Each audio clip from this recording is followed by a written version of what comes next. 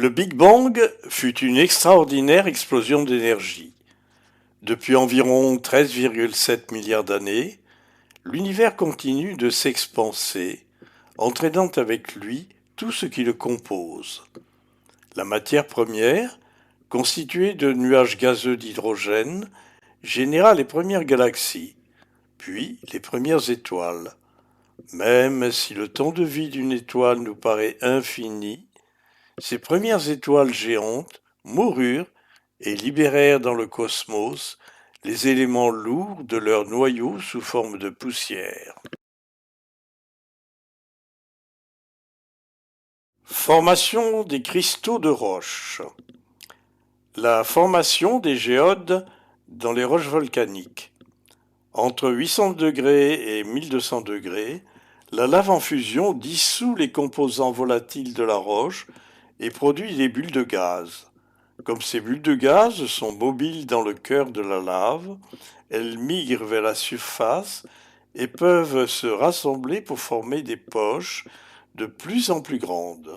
Le refroidissement de la lave, synchrone de ce dernier processus, fige les bulles de gaz à partir d'un certain seuil de viscosité.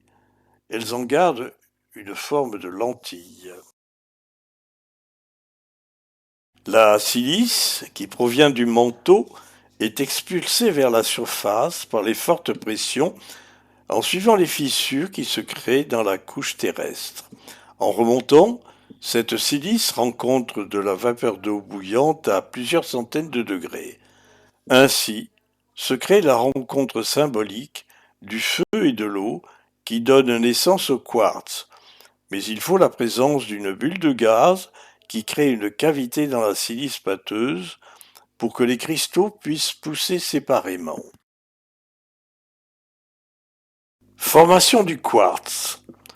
Un atome de silice se combine avec deux atomes d'oxygène de l'eau et libère l'hydrogène, formant ainsi le dioxyde de silice, SiO2, qui est toujours pâteux à ce moment-là. La cavité de cette bulle de gaz, ainsi que la veine de silice, est appelée four à cristaux ou géode.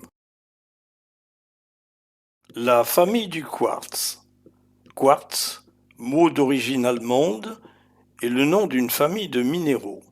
Il en existe de nombreuses variétés, et il y a peu d'endroits sur Terre où l'on n'en découvre pas quelques-unes en surface ou en profondeur. Le cristal de roche, variété incolore de quartz, forme parfois des cristaux absolument parfaits. La cristallisation est de type rhomboédrique avec une pyramide à 6 faces à chaque extrémité. Les quartz cristallins. On peut trouver toutes sortes de minéraux cristallisés ou de métaux combinés avec de la silice dans ces géodes, car la vapeur d'eau minéralisée y dépose différents sels minéraux dont elle est chargée. La proximité de roches radioactives va donner du quartz fumé. Les sels de fer contenus dans la vapeur d'eau minéralisante vont donner de l'améthyste. Les sels de titanium du quartz rose et l'oxyde de fer, la citrine.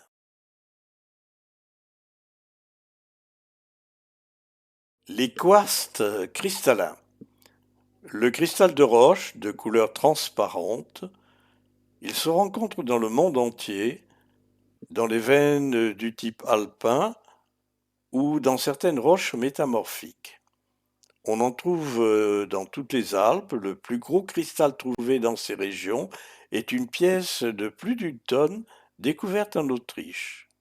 Au Brésil, où les plus gros cristaux atteignent plusieurs tonnes, et à Madagascar. Il existe aussi une variété très brillante et bipyramidale appelée diamant de Herkimer, que l'on peut trouver dans l'État de New York, dans les mines de Herkimer. Le cristal a plusieurs types d'actions. Il stabilise et transforme l'énergie, l'amplifie et la focalise. mais il agit surtout sur nos corps subtils. Il va réharmoniser notre corps de lumière. Un cristal de 10 cm va avoir un rayonnement de 5 à 10 mètres. La taille n'est pas le seul critère de puissance du champ d'énergie. Il faut aussi tenir compte de sa masse, de sa pureté, de sa lumière, de son programme et des énergies terrestres qu'il véhicule, et surtout de l'être cosmique qui a présidé à sa création. Propriétés physiques. Composition. Le cristal de quartz est composé à 100% de SiO2 avec néanmoins des inclusions d'aluminium, de lithium, de brome, de fer, de manganèse, de calcium, de titanium et d'arsenic. Mais ces inclusions sont à l'état de traces dans une proportion très faible et cela suffit à colorer la matière. Dureté. La dureté du cristal de quartz est de 7 sur l'échelle de dureté qui va de 1 à 10. 11 est donc plus dur qu'un minéral de dureté 6, comme le feldspatch, qu'il peut rayer, et moins dur qu'un minéral de dureté 8, comme la topaze qui le raye. Le test de dureté est un moyen de reconnaître un minéral. Cassure. Sa cassure est conchoïdale et esquileuse et son état vitreux et gras. Propriété du cristal de roche. Réaction à la lumière.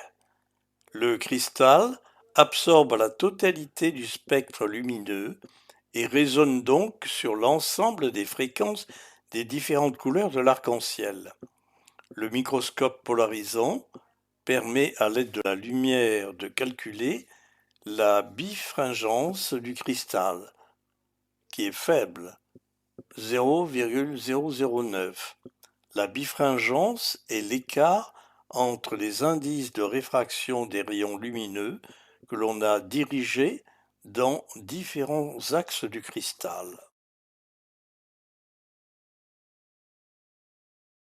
Réaction au choc. Quand on déforme un cristal ou une lamelle de cristal à l'aide d'une torsion, d'un cisaillement ou d'un choc, il se produit une émission lumineuse et électrique. C'est l'effet piézoélectrique, du grec piezant, pressé. C'est ce que l'on constate avec l'étincelle d'un allume-gaz.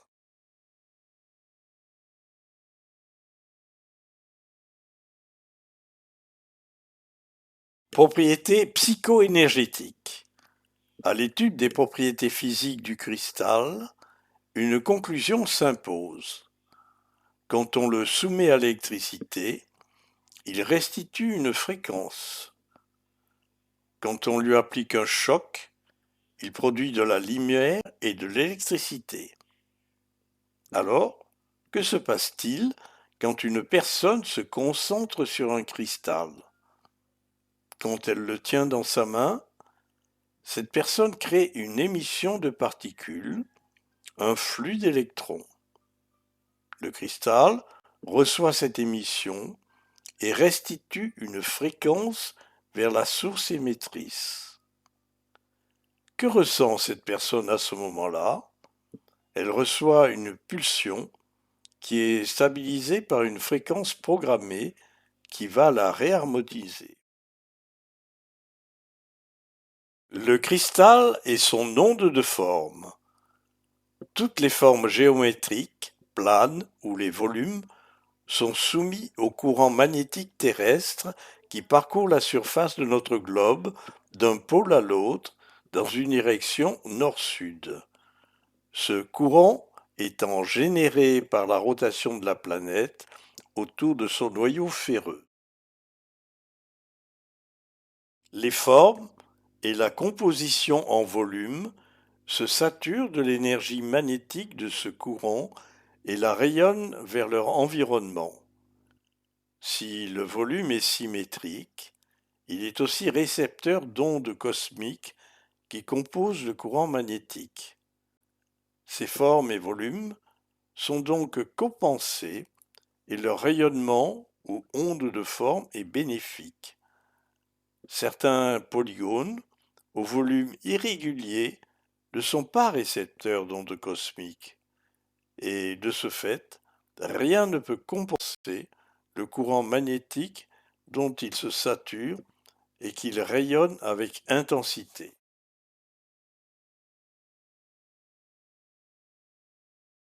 Vous pouvez réaliser des traitements énergétiques simples sur vous-même ou sur autrui avec les solides de Platon pour recentrer les corps énergétiques des personnes, rééquilibrer les chakras, recharger la personne en énergie, accompagner un nettoyage de l'organisme. L'hexagone, cette figure à 6 côtés, qui est la forme unique et commune à tous les cristaux de quartz, produit une onde de forme équilibrée et bénéfique. Les 6 côtés du cristal de roche symbolisent les 6 chakras, le 7e chakra étant la pointe qui le connecte avec l'esprit. La forme du cristal s'inscrit parfaitement dans le centre du sceau de Salomon.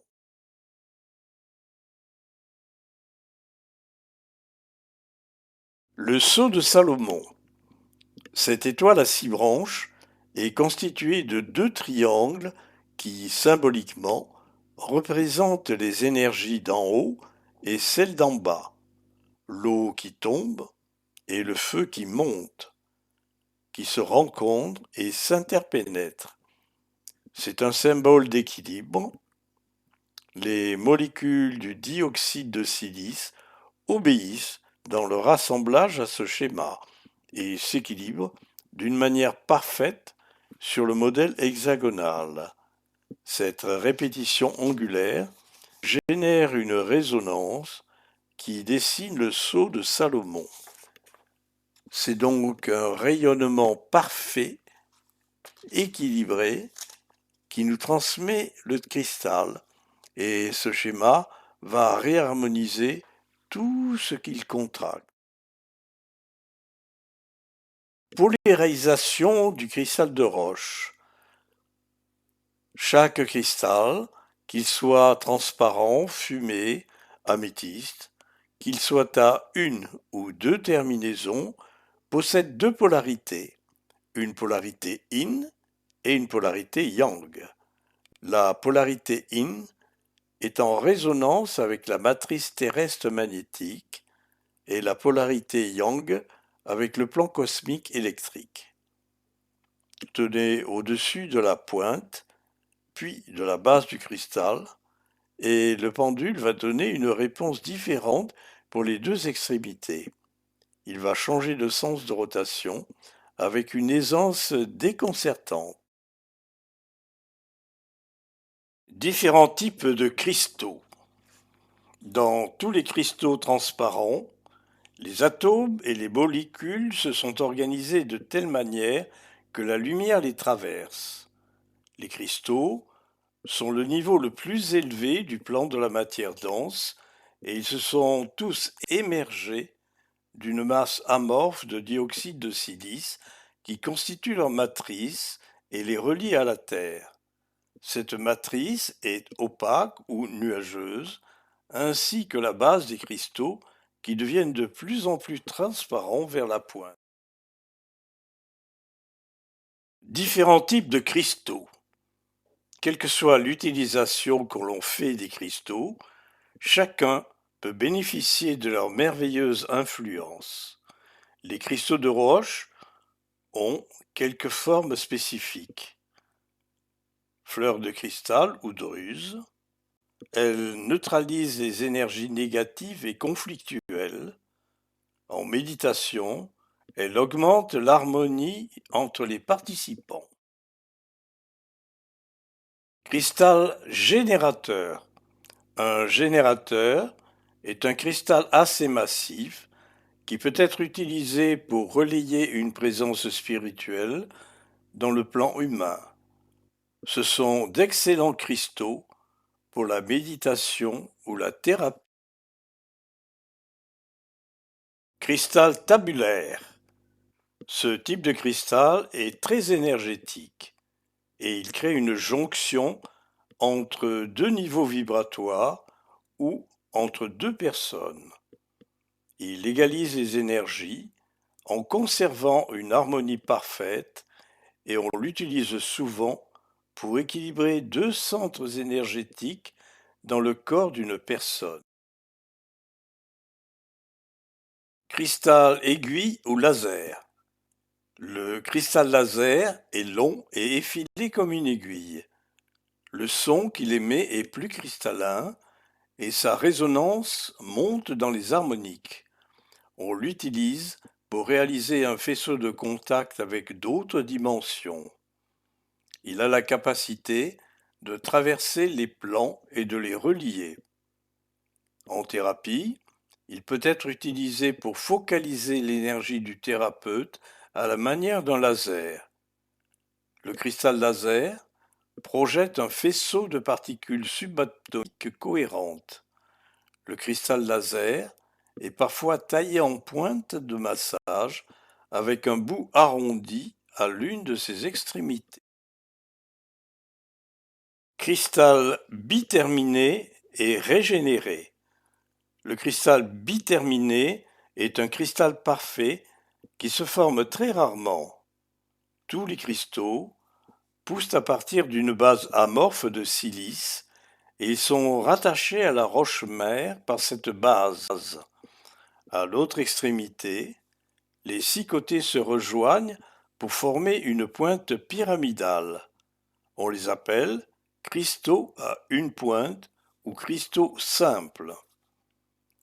Ces cristaux spéciaux ont la possibilité d'absorber autant que de rayonner l'énergie par l'une ou l'autre extrémité en synthétisant les deux polarités dans le centre du cristal. Un cristal biterminé peut focaliser de part et d'autre cette énergie synthétisée. Si une personne est en rupture d'harmonie mentale ou émotionnelle, elle retrouve son centre énergétique en quelques minutes avec un cristal biterminé et une concentration adéquate. Cristal cathédrale. C'est une variété de cristal dont les faces ne sont pas planes mais étagées en facettes qui gravissent l'une sur l'autre comme une flèche de cathédrale. Sa transparence se trouve légèrement diffractée. Ils sont souvent fumés et sont très énergétiques.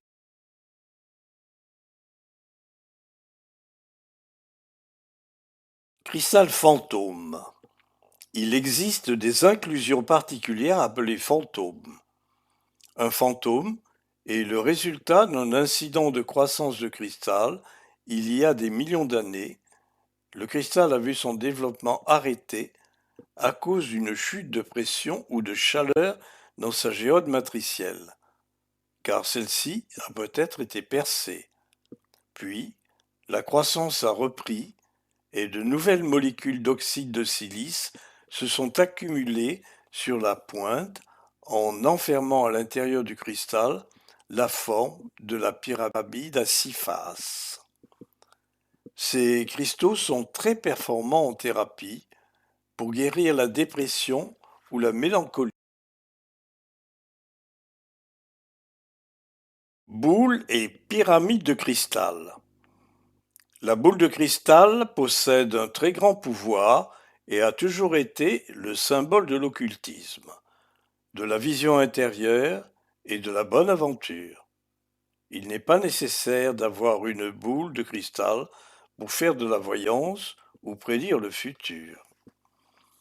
Les pyramides de cristal ont un rôle différent. Leur forme fait vraiment partie de la culture de l'humanité. On la retrouve sur tous les continents et dans toutes les civilisations. Symboliquement, La pyramide à 4 faces représente la descente de l'esprit sur la matière, ou bien la matière reliée à l'esprit. Le cristal dans votre vie. On ne discute pas les goûts de chacun. La variété des formes, des tailles et des structures internes vous offre l'embarras du choix.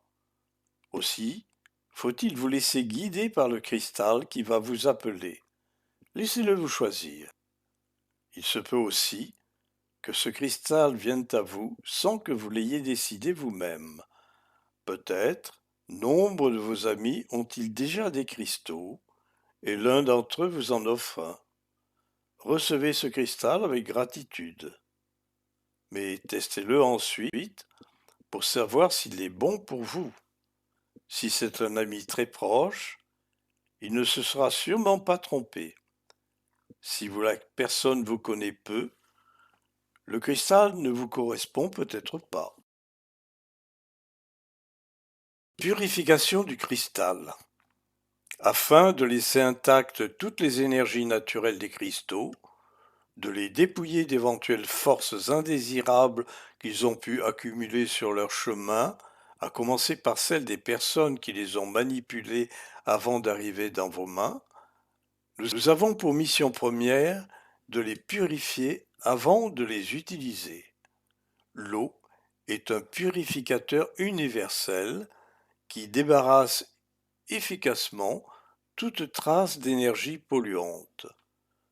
Selon le type de soin que vous aurez pratiqué, surtout avec du cristal de roche, vous pourrez éventuellement en purifier leur aura avec de l'eau légèrement salée. Rincez à l'eau pure, séchez à l'aide d'un torchon très propre ou rapidement au soleil. Autre méthode de purification.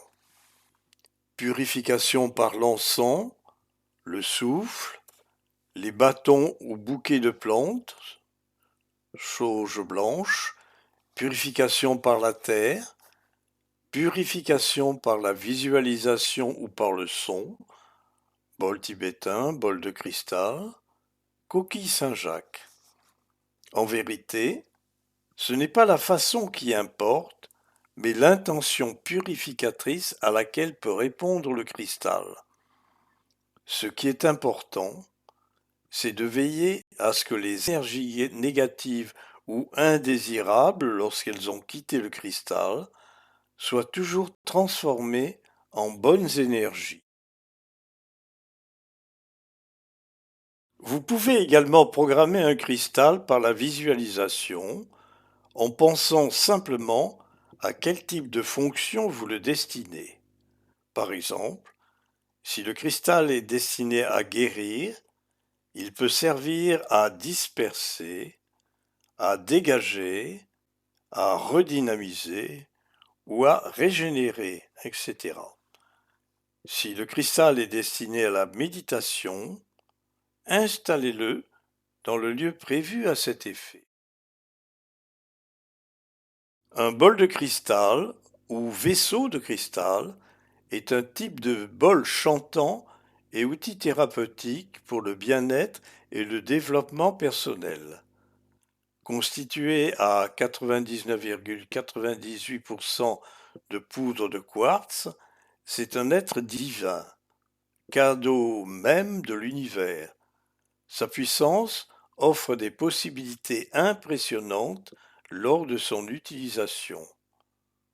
Ce bol est une forme de vie qui capte l'information, les intentions et les énergies présentes dans son environnement. Il s'en imprègne et les retransmet en les amplifiant. Faire chanter le bol de cristal n'est pas anodin, car il va entrer en résonance avec la personne qui le fait chanter. Le mot cristal provient du mot grec kruos, qui signifie glace, et talos, qui signifie tige, les cristaux de cristal étant ainsi associés à des tiges de glace.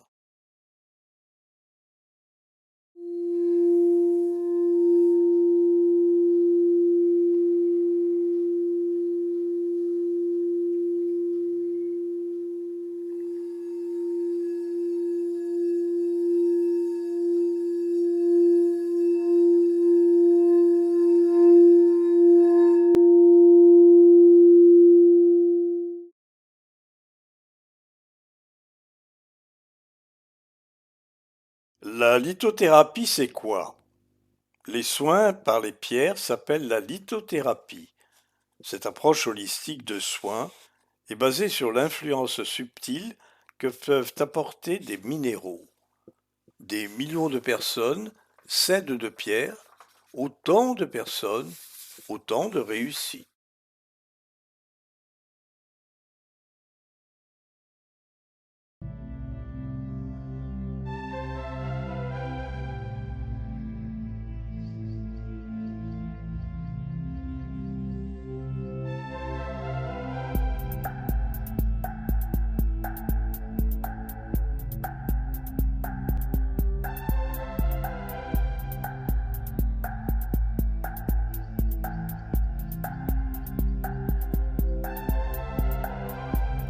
My dear sister,